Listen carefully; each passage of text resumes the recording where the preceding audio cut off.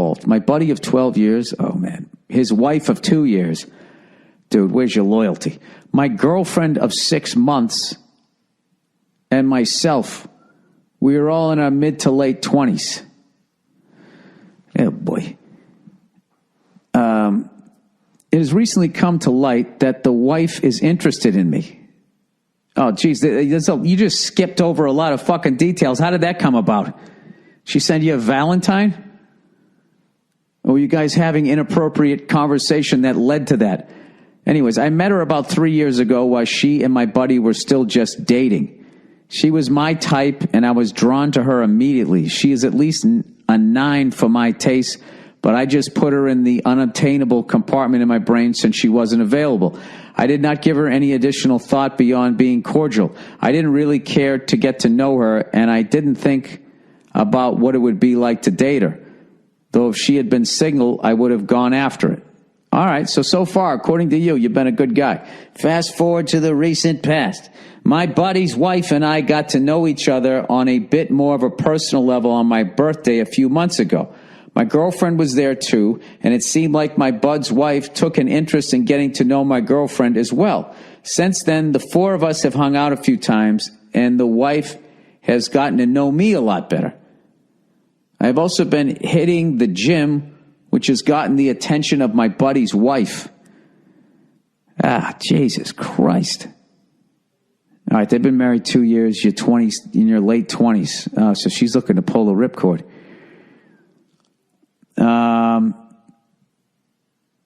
Where the fuck was I? Okay, so one weekend, a group of people, including myself and my buddy's wife, go to a club. My girlfriend was invited, but decided to go to sleep instead. Obviously, alcohol was flowing, and there isn't much room on a dance floor.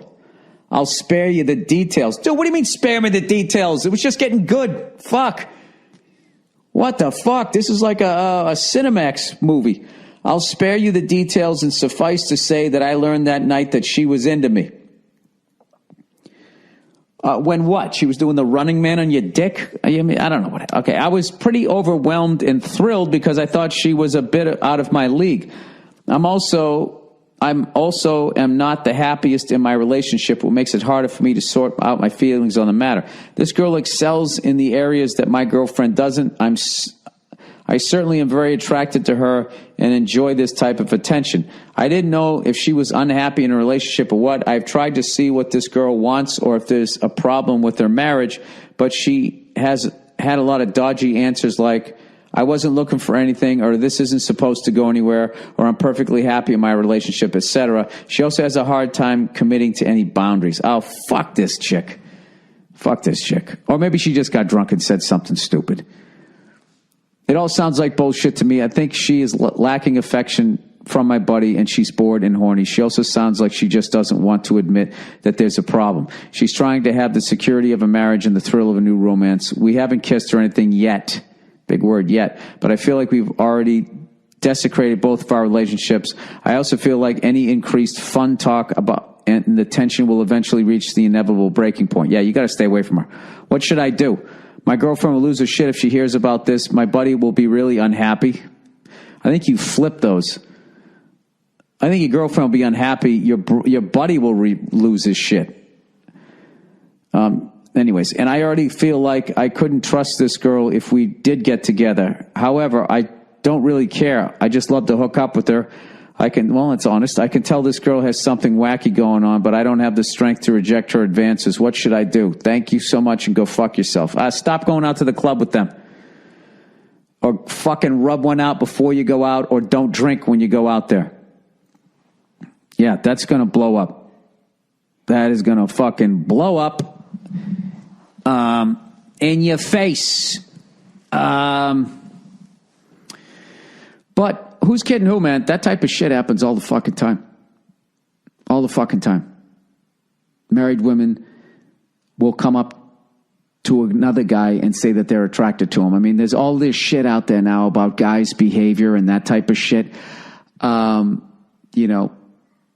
do it all the fucking time. And they say they're better at it. I don't think they necessarily are. I think what the thing is that just women are into vengeance. So, you know, if you get like something like that going, and if they don't get a fucking check for $1 million in a house, they're going to try to do something to blow up your life. That's what they do. Guys, we walk away. Fuck you, bitch. And we generally speaking, we walk away. They don't. They burn down your fucking life. Dude, first of all, break up with the fucking chick you're with now and go find somebody else to fuck around with. All right. You don't need to be fucking around with your buddy's unhappy wife. Cause you're never going to be able to trust her. All right. You're just not. And then you're going to lose your friendship of 12 years with this other guy. All right. This is basically, like your dick's in Congress right now, like filibustering, you know? Your dick has the floor right now. That's what the problem is. If you just sit down, okay, and you listed all the pros and cons of doing this, if you were where I was at right now, sitting there, the answer is easy. Don't do that. Don't do that. But when you're in it and your dick is there, all fucking logic goes out the fucking window. So, you know, I don't know. I just, you know, I would just fucking, she said there's nothing else to it. I would leave it at that. And if she brings it up again, I would just say, look, you said there was nothing to it. Okay. So I don't want to hear any more of that kind of talk. You can't hang out with her anymore. You can't. You cannot fucking hang out with her unless that dude is there. And if this guy's really your fucking friend, by the way, wait a minute. If this guy's really your friend, you know, you wouldn't be thinking about doing that. And B, oh man, I don't know if you tell him. I don't know if you should tell. I wouldn't tell him. It's a fucking mess. You know, a woman would. Women would. Women would initiate the conversation and then turn around and fucking, yeah, don't tell him. Don't tell him. That's a stupid fucking idea because then she'll flip the fucking story, start crying, he'll feel bad, and he's going to choose her over you. Dude, you got a situation. There's just so many fucking ways that this can go, and none of it's good unless you just walk away. Walk away. Go back to the room. Go back to the room. Fuck it. It's that moment in fucking when you're playing cards where you just got to admit you're not going to win tonight. Just fucking cash out and go back to the fucking room. That's what you should do. Jerk off to her as much as you fucking want till you get it out of your system. Go find somebody else that you like that makes you not think about your buddy's wife. How about that? There we go. But I'm sure she just wants to feel free. All right. I know I was a little bit of an asshole, but what are you going to do? All right, those. You know what was awesome? Last night I stayed in with my lovely, beautiful, gorgeous wife, and we hung in, and I started to watch Peaky Blinders. I don't know nothing about no robbery, right? And she's like, I don't want to watch this. All right, Bill, you're white enough. I have a difficult time enough understanding you. Forget about these fucking people, right? So I was like, okay, fair enough.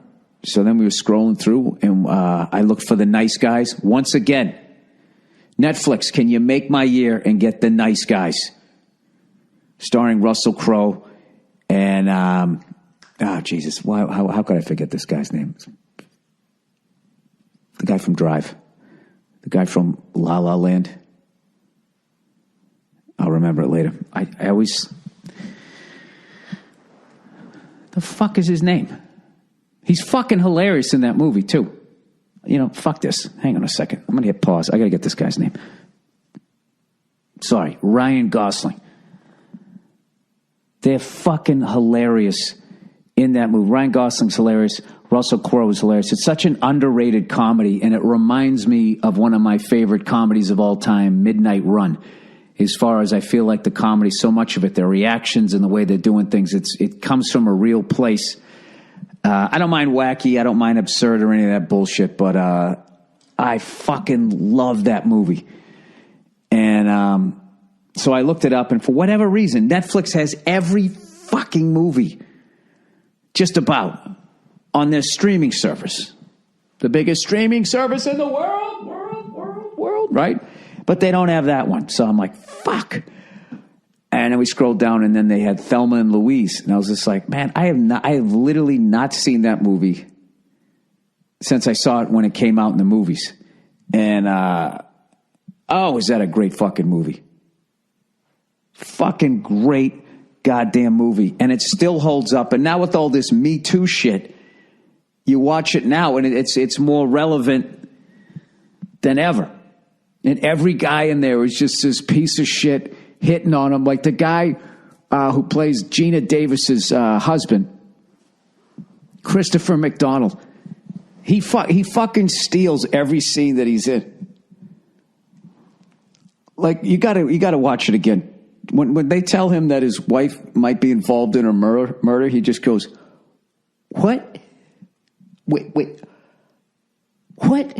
Just the way he does. I'm butchering it. He's fucking hilarious in that movie, and we watched it. And the end, I don't want to ruin the ending for people who haven't seen it, but anything that is a little nod to Vanishing Point, you gotta love that. Have you ever seen Vanishing Point? That's one of the first anti-hero. It was during that, not the first, but during that era of the anti-hero. Like up until then, I guess with movies and shit, it was always the guy with the white hat. And who's kidding who? The white skin was always like the fucking hero. He was always trying to do the right thing. He didn't rob, he didn't steal, and he was a fucking hero. And if you stole and you were a piece of shit, you wore the black hat. You were the bad guy. You know what I mean? I would say that they'd put minorities in those roles, but way back then, I don't even think they did that. They just had they even had white people playing Native Americans and Asians, even Asians. I remember that when I posted that thing from